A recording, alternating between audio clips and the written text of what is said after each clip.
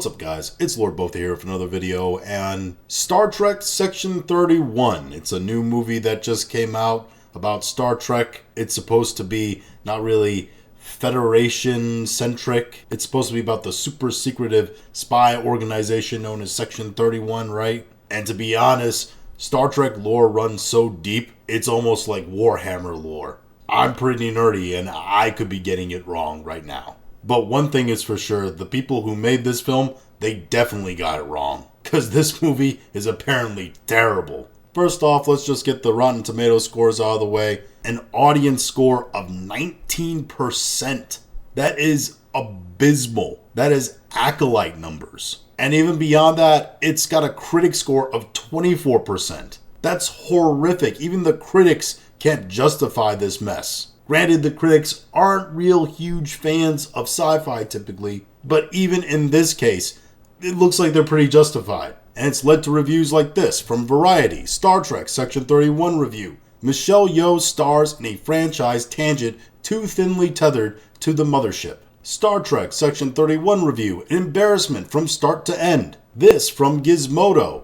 3 things we liked and 7 we didn't about Star Trek Section 31. And what were the 3 things they liked? The chemistry of the cast. And for what they've been described, it's essentially like a D-list version of Guardians of the Galaxy, where, just like Rebel Moon, everybody describes what their character is instead of just showing it to you. The rare moments it actually engaged with Star Trek. And you can tell by the way they emphasized rare there, exactly how tethered to Star Trek this movie actually is. And finally, the fabulous stylings of Michelle Yeoh. That's right, one of the things they admit they liked about this movie is that Michelle Yeoh has really great costumes in it.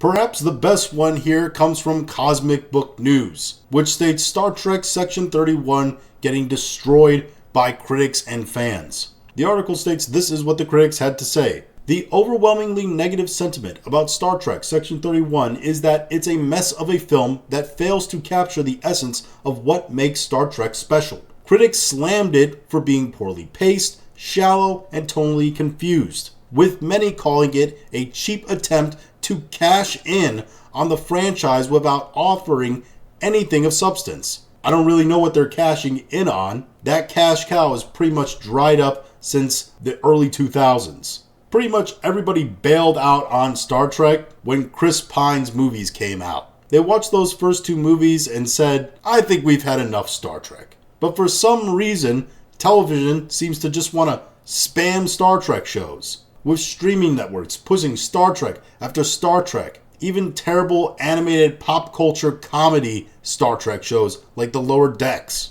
They're trying to pump oil from a well that's long run dry. The film was described as joyless, jumbled, and at times outright boring, with repetitive action sequences and a lack of meaningful storytelling. And that's the biggest one that's going to get them, because Star Trek, at its core, was a show about the storytelling. It was a show about deep meaning and philosophy. The sci-fi elements around it were all secondary or tertiary. The depth of characters and the storytelling was what actually mattered. Also, there wasn't really any agenda driving in Star Trek. I think the YouTuber Disparu put it best when I heard him state that Star Trek was not a show that told you what to think. It was a show that gave you something to think about. Several reviewers noted that it doesn't feel like a Star Trek movie at all, instead coming off as a failed attempt at edgy sci-fi.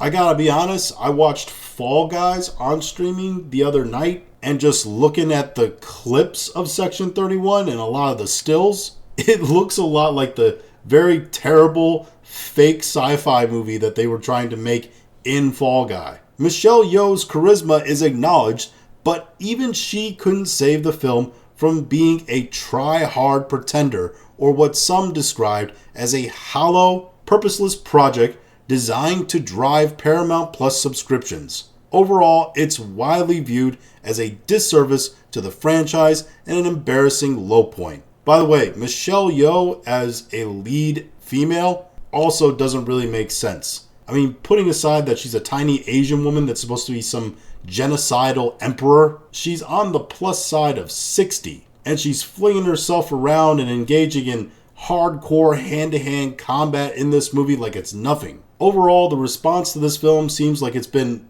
overwhelmingly negative. And you know this thing was incredibly costly for Paramount. But I guess it really doesn't matter much to Paramount, seeing that they're going to be bought out or absorbed or whatever the heck is going to happen to them not that long from now. They're going to be somebody else's problem, I guess. The actual sad reality here is that Kurtzman ran Star Trek has driven Star Trek so far into the ground as a franchise that even if this thing was awesome, even if it was amazing, just like the third season of Star Trek Picard was supposed to be, which, fun fact, Kurtzman had nothing to do with. But even if this movie was amazing and everything Star Trek is supposed to be about, nobody would have watched it. Nobody would have cared.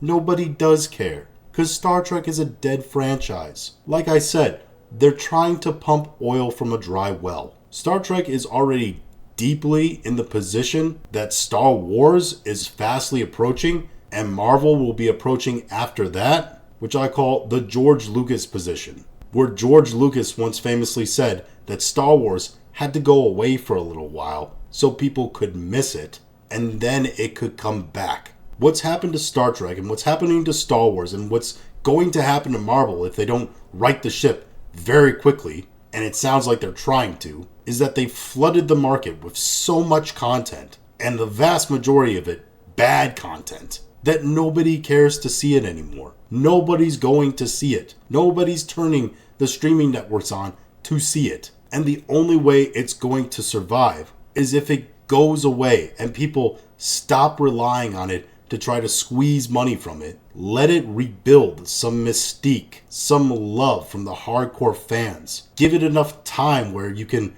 start over fresh or decanonize some of the terrible, terrible stuff that's been written into these franchises. And then maybe we can go back to it and rescue it and make it something that both fans and normies can love again. But those are just my thoughts on all this.